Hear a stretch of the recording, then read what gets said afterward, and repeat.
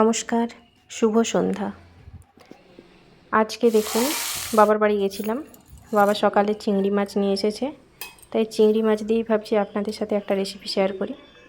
এই দেখুন চিংড়ি মাছে লবণ আর হলুদ মাখিয়ে নিচ্ছি।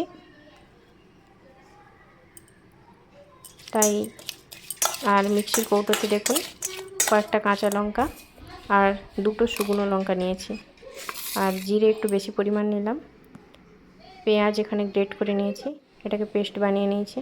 শুকনো লঙ্কা একটু কমই দিলাম, কারণ গরম পড়ে গেছে, তাই বেশি শুকনো লঙ্কা খাওয়া ভালো না। তাই দেখুন আপনারা যদি কেউ খেয়ে থাকেন শুকনো লঙ্কা বেশি, একটু কম খাওয়ার চেষ্টা করবেন।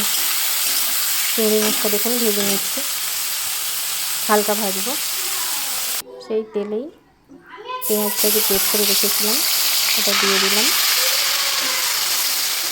একটু ভেজে নেব। আর চিংড়ি মাছে দেখবেন আদা রসুন দিলে চিংড়ি মাছের আর যে গন্ধটা ওটা ঠিক পাওয়া যায় না, তাই আদা রসুনটা আমরা দিলাম না।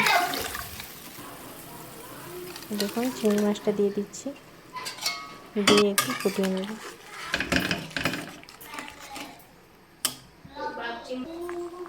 এটা সর্ষের তেল দিয়েই বানিয়েছি,